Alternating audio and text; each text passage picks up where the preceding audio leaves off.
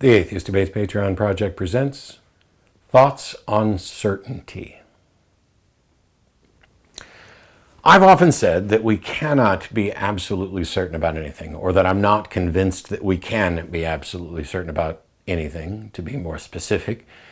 And for a number of people, this is incredibly frustrating. And for some others, they immediately jump in with, "Are you absolutely certain about that?" Well, of course not, you sneaky, clever little devil. I'm not absolutely certain about that, because that would have been the actual trick question that exposed everything that was wrong with what I think. Ha ha ha, good for you. Oh, wait. What do we mean by absolute certainty? And how would we ever get there? Why would we think we could? Let's take a look. So a lot of this talk about certainty is incredibly confusing, and yet people seem to think that they understand it. Well, of course we can have absolute certainty. Really? What led you to that conclusion? The problem here is that when we're talking about certainty, we are really talking about a confidence level. And we, as human beings, are incredibly uncomfortable with not knowing. And we seem to equate knowing with certainty. Like, I just believe this and now I know it, which means I'm absolutely certain, which means I'm absolutely confident. The problem is that all of this is based on what I would refer to as the primacy of reason. At some point, when you're trying to figure out just how confident you are, you have to get to the point of all of this is contingent on reason being reasonable, that there's nothing that can violate reason. And I would agree, that seems to be the case. The problem is that you can't demonstrate it. And so in a debate that I did with Side 10 Bergenkate, I adopted a phrase which some other people like and which I like, but I'm going to change. I adopted the phrase maximal certainty. I have no idea whether or not maximal certainty equates to absolute certainty, but I'm as confident as I can be given the limitations of reason. There are people that will argue for contextual absolute certainty, and that is, if I have a ruler and I use it to measure this item, the ruler becomes the foundation of that contextual landscape, I guess, for lack of a better word. We're just going to recognize that, yes, we are still contingent upon reason being reasonable, etc., but we're working within this particular landscape. And so if I have a ruler and I measure something and it comes out to be 8 3/4 inches, I would say I'm absolutely certain. I've measured, the old adage of measure twice, cut once. I've measured it 5 times, and every single time it's 8 3/4 inches. And so now I'm absolutely certain. Are you? Okay, fine. You want to bring reason into it. I am relatively certain. But the problem is relatively certain if you say that, even though what you mean is I am within this scope at this particular resolution of error. I am maximally confident. When you say I'm relatively certain, that just means I'm kind of certain to most people. It's a problem with language. And so instead of relative certainty, I'm advocating for reasonable certainty, which I realize, as a colloquialism, can pretty much mean the same thing. Somebody says, "How confident are you?" And you say, "I'm reasonably certain." Well, that just means I'm really, really, really confident. But what we actually mean when we say something like reasonably certain means that given that I cannot be certain about reason, but everything within the bounds of reason seems to show that reason can't be violated, is in fact absolute, even though we can never demonstrate it. I am confident to the limits that reason will allow, is what we should mean by something like reasonable certainty. Because even within that framework of you've got a ruler and you've measured something, you are making a number of assumptions, including that the measuring ruler there is accurate. And so you're saying At this particular level of resolution, we are going to assume all of these other things, all of these foundational things, that reason is true and inviolate, that this measuring unit that I have is accurate and consistent, and that each of my measurements did not introduce human error, etc. We build all this up, and you can start multiplying how much uncertainty is in this system, and it can seem like quite a bit, but by and large, if you grab a ruler and you measure something and you measure it 5 times and every time it comes out as 8 3/4, it just seems reasonable to say, I'm absolutely confident. I know that I know. I'm absolutely confident. I'm absolutely certain that this thing is 8 3/4 inches. Problem is that if you zoom in, you may find that it's exactly 8 3/4, or it could be off by a 32nd of an inch, a thousandth of an inch, a 16th of an inch. By and large, and this is a generalization, and there are exceptions because there's other ways to use measurements, no measurement can be more accurate than the resolution of the method used to achieve that measurement. So if you just pull out your yardstick and you hold it down there and you go, yep, I'm looking at this and it's dead on, it's dead on, it's dead on. Well, what you mean by dead on is, given my visual acuity, I can no longer detect a difference in the length of this item and the length that shows on this measuring device. But we're not absolutely certain. Are we? I don't know that anybody would actually argue against that. They'd say, of course, when I say I'm absolutely certain, it's a little bit of hyperbole. I just mean that I'm as certain as I can be given all of the other factors. This is how we live our lives. And yet, in discussions about things that, like gods, that are up for debate, that people don't seem to be able to present strong evidence for, there are people who want to make a big deal about the fact that myself and others knowingly accept and acknowledge that we can't be absolutely certain. Why? Well, first of all, I would argue that one of the reasons people want to express this is because it allows them, in some cases, to avoid giving some sort of demonstration. We are uncomfortable with uncertainty. And it is bad philosophy, or what I should perhaps call religious theological philosophy, to the extent that those three combine to make something. What apologists are advocating is that they've solved problems within philosophy that apparently aren't solvable. Oh, what's the foundation of reason? God. Can we be absolutely certain? Yep, because God. Well, what if we can't be absolutely certain? You can, because God. And by the way, that's what's wrong with your worldview, atheist, is that without God, you can't be absolutely certain, but I can. Well, first of all, it's not true. There's been no demonstration that they can, in fact, be absolutely certain. You'd need to provide, first of all, I guess, a God, and then to show that this God could be absolutely certain, and I don't know how you do that, and then how this God could make it so that you, as a flawed thinker, could be absolutely certain. By and large, when we talk about certainty, we're talking about a confidence level. And what difference does your personal confidence level actually make?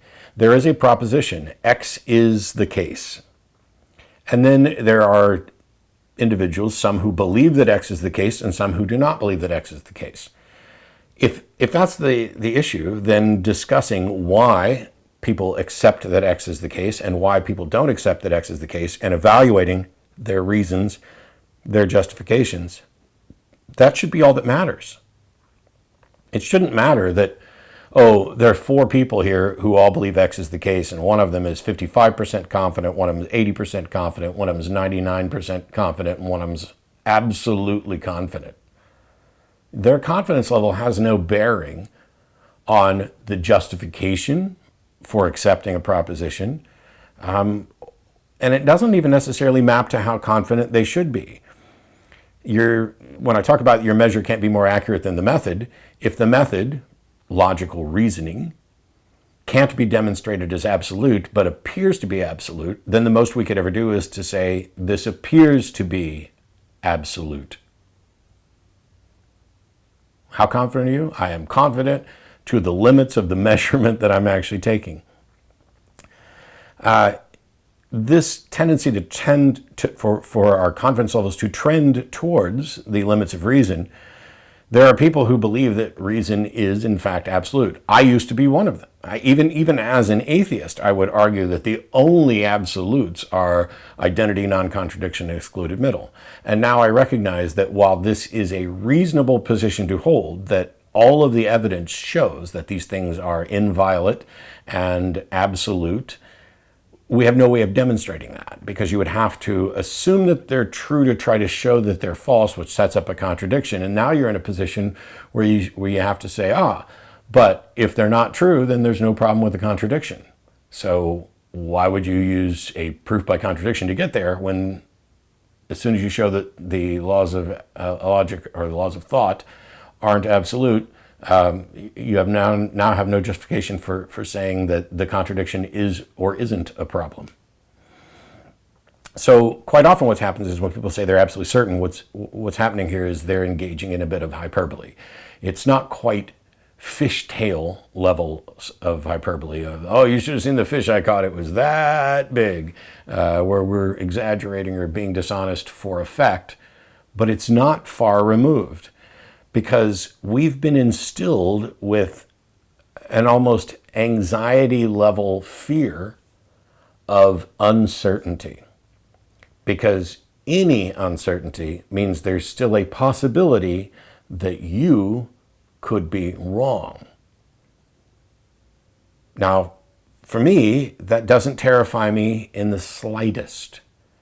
Because as far as I can tell, this is true for everyone and everything at all times.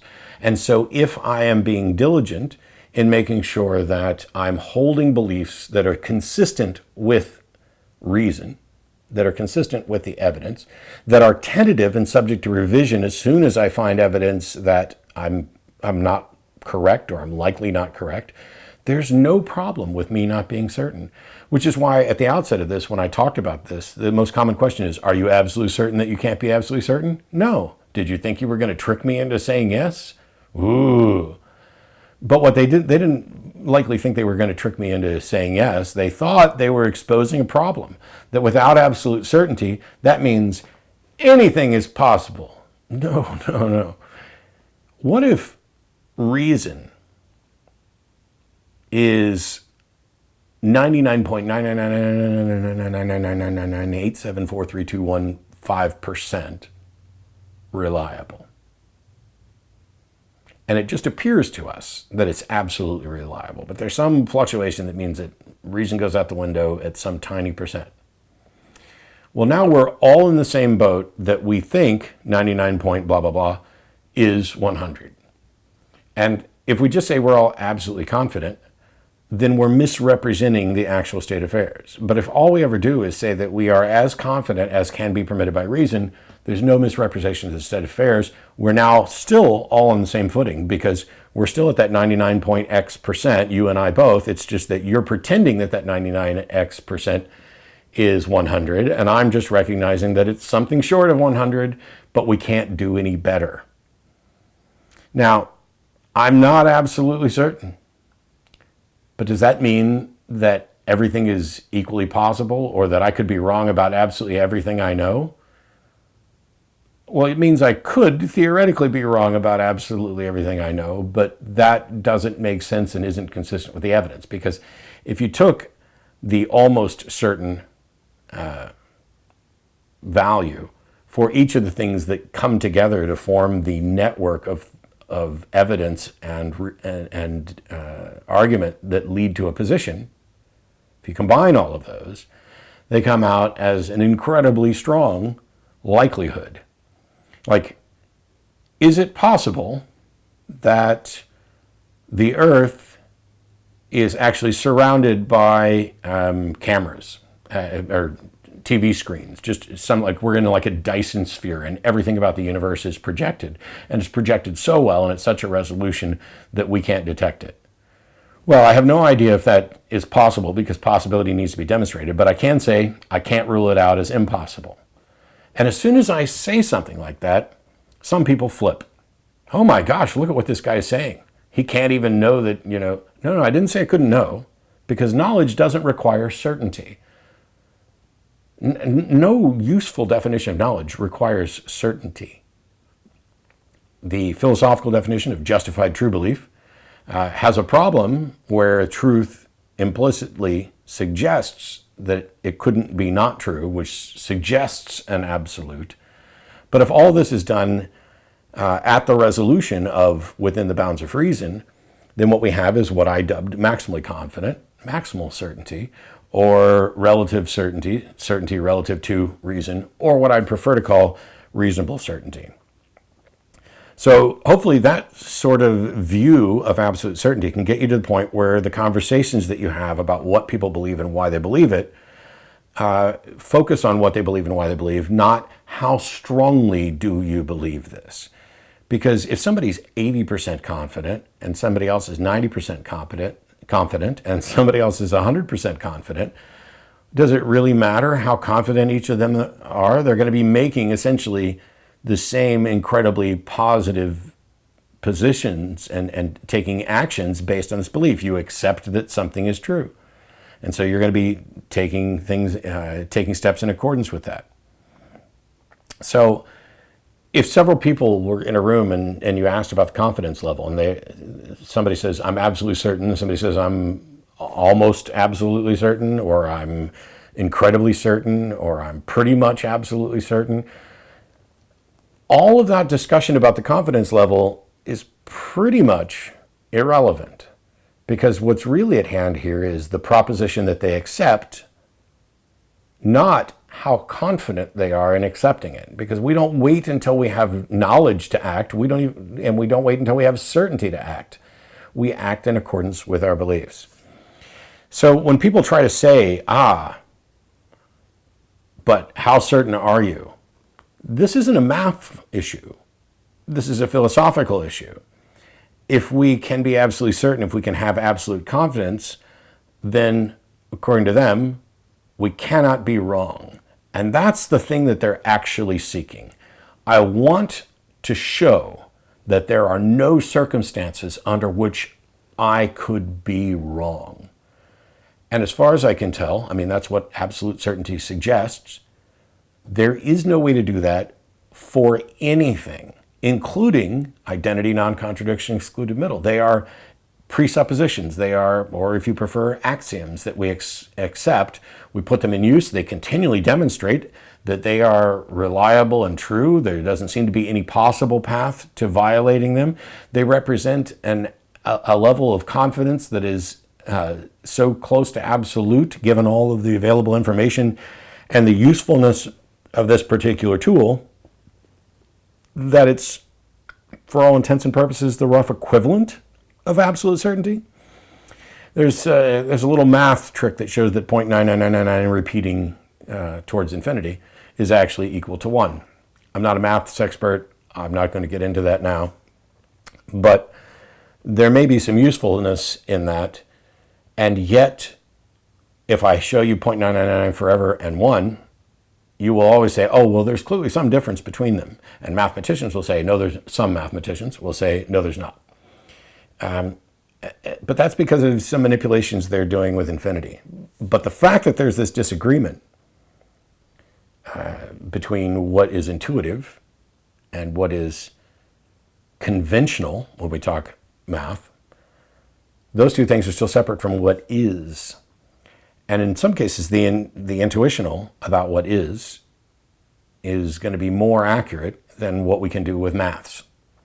But at the end of the day, if I say I have no reason to believe that I can be absolutely certain about anything, that doesn't mean that I can't be incredibly confident about some things. It doesn't mean that we can't rule out some things as a practical, reasonable likelihood. Like, it's incredibly unlikely, given the available evidence, that we are in fact living within a rough Dyson sphere of high-resolution images being projected in a way that we can't detect. It would require active maintenance to grab the Voyager probe as it exceeded that distance and left our solar system and still project stuff back. Now, we're not getting all that much information, and it takes longer and longer, and it's not like it's I can show that it's impossible for a advanced civilization to do this sort of thing. Just like I can't show you that I'm not a brain in a vat. I'm not living in the Matrix. I don't think any of those things are true. I'm incredibly confident that those things aren't true. But my confidence level is only valuable when it is paired with the justification for that confidence level. And so when somebody says, well, how certain are you? And you say, I'm reasonably certain, and they say, what's that mean? Then the easiest reply is, I am as certain as the limits of reason will allow. How could you possibly ask for any more? Would you wish for me to abandon reason in order to assert a higher confidence level, which I'd never be able to demonstrate? Isn't reason, as far as we can tell, the actual limit of our confidence? The last note on this is that, by and large, I think when people say they're absolutely certain, they actually mean they're reasonably certain in the context that I'm describing it. They mean that they are confident to the limits of reason. It's just that some people think that they are justified in reason being absolute. And I get that. And they may in fact be right. And this is the only reason that I came up with the maximal certainty label. And I noted when I had that debate that my confidence level, which is maximal, conditional on reason, may in fact be absolute, like 100%, if in fact reason is 100%. But because I can't show that, I can't assert it. It's just as if we were using a measuring device that measured things to 1/100th of an inch, and I talked about how this is accurate, absolutely accurate, because we'd never come across anything that can measure to the 1,000th of an inch. The thing is, that thing is reason. Reason doesn't put a limit on how discreetly we can evaluate something. And so it will always be the case, whether reason is absolute and inviolate or reason isn't absolute and inviolate, it will always be the case that being confident to the limits of reason will be the best we can do and accurate, and either absolute certainty or as close to absolute certainty as we could ever get. So the problem that they're trying to point out is only a problem because somewhere people are beginning to recognize, hey, what if we can't be certain about reason? Doesn't the whole world crumble when that happens? No, because 99.9999998541243 is still well away from 0.2486% confident. It's just the facts. And so this is why I say I'm not absolutely certain. I also do it because I like the fact that apologists will sometimes freak out. Ooh, how can you claim to know it if you can't be absolutely certain? Knowledge doesn't require certainty. Knowledge is a confidence level expression of a belief, and as long as your confidence level is proportional to the evidence. Oh, now we're back to David Hume. One of my favorite quotes from David Hume: the wise man proportions his confidence to the available evidence. And as long as my confidence level in a position is proportional to the available evidence for it, then I am as reasonable as I can possibly be given the current information that I have. How could we ask for more?